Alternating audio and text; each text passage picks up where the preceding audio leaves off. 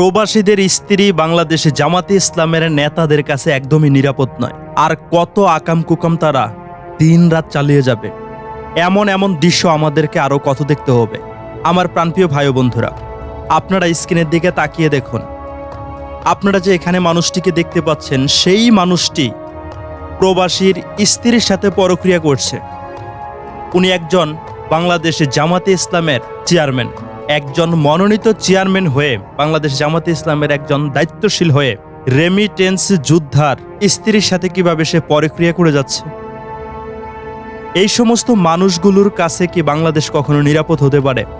আপনি আমি কেউ কি কখনো নিরাপদ হতে পারি? আপনি আমি কেউ কি কখনো তাদেরকে বিশ্বাস করতে পারি?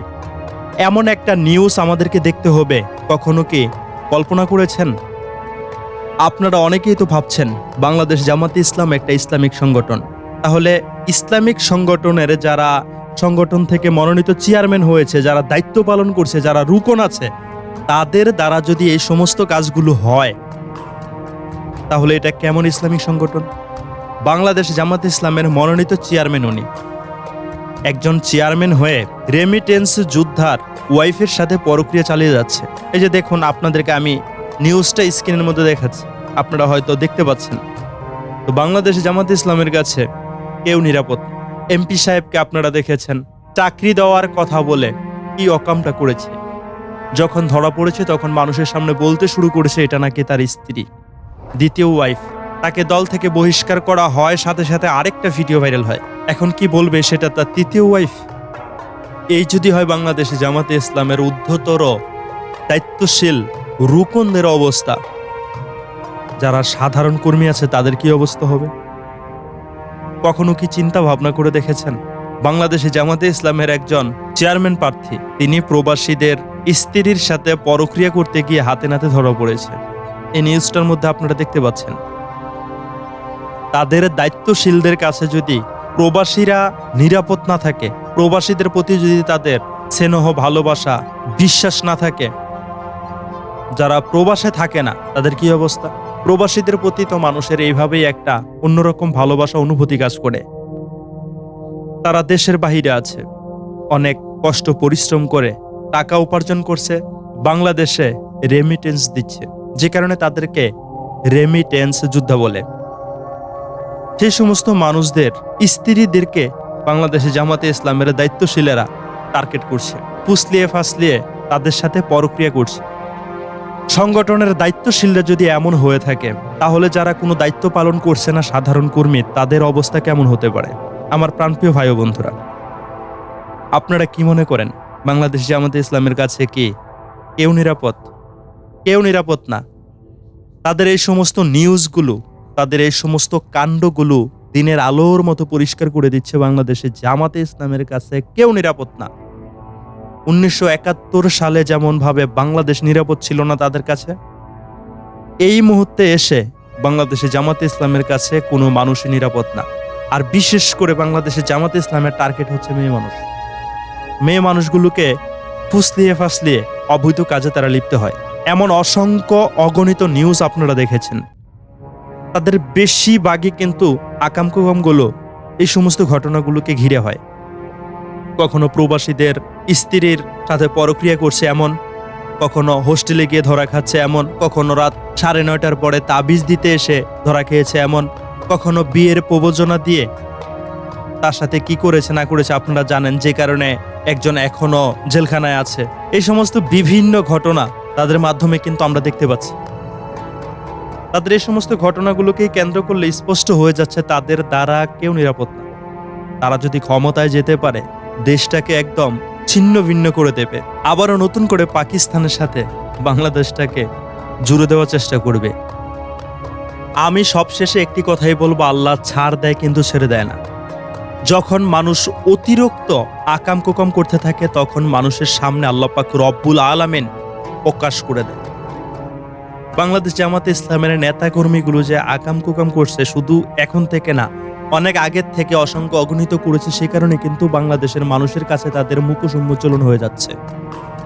এই যে জিসানের ঘটনাটা আপনারা দেখেছিলেন, বিয়ের প্রবঞ্চনা দিয়ে কি করেছিল, তারপর তাকে আইনের আওতায় নেওয়া হয়, এখনো সে আইনের আওতায় আছে। তারপরে গাজী নজরুল ইসলাম এমপি সাহেবকে সংগঠন থেকে বহিষ্কার করা হয়েছে। এমন অসংখ্য অগণিত অশ্লীল কাজের সাথে তারা জড়িত আছে। যদি চুরি চামারির কথা বলে, তারা তো এগুলোতে আরো এক্সপার্ট। সিলেটের পাথর চুরি হওয়ার যে ঘটনার সাথে তারা নিজেরাই জড়িত আছে। এমন ঘটনা আপনারা দেখেছেন। সিলেট থেকে তাদের 3 জন কর্মীকে বহিষ্কার করে দিয়েছিল দলের নিয়ম কারণ না মানার কারণে। এমনটা আপনারা দেখেছেন। কয়জনকে তারা বহিষ্কার করবে? এইভাবে যদি বহিষ্কার করতে থাকে একটা সময় দেখা যাবে দলের আমির সহকারে বহিষ্কার হয়ে যেতে হবে। কারণ দলের আমিরের নামেও কিন্তু অভিযোগ আছে। কত অভিযোগ আছে সেটা আপনারা নিজেরাই জানেন। জুলাই যোদ্ধার মা বলে, জুলাই শহীদের মা বলে একজন মহিলাকে বুকে জড়িয়ে ধরে নিয়েছে, যেটা ইসলামের দৃষ্টিকোণ থেকে একদম হারাম। তিনি একজন বেগানা মহিলা ছিল।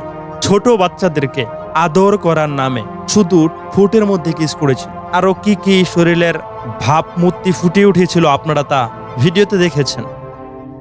এই সমস্ত কাজ কারবারগুলো কিন্তু তাদের মাঝে দেখা যায়। এই যে আপনাদেরকে একটা নিউজ আমি দেখালাম, প্রবাসীর স্ত্রীর সাথে বাংলাদেশ জামাতে ইসলামের চেয়ারম্যান পরক্রিয়া, এটা হাতে নাতে ধরেছে, নিউজে এসেছে। তারপরও কি আপনারা বলবেন বাংলাদেশে জামাতে ইসলাম ইসলামী সংগঠন? কোন ইসলামিক সংগঠনের কালচার কি এগুলো হতে পারে? কখনোই হতে পারে না। বাংলাদেশে জামাতে ইসলামের কাছে কেউ নিরাপদ না।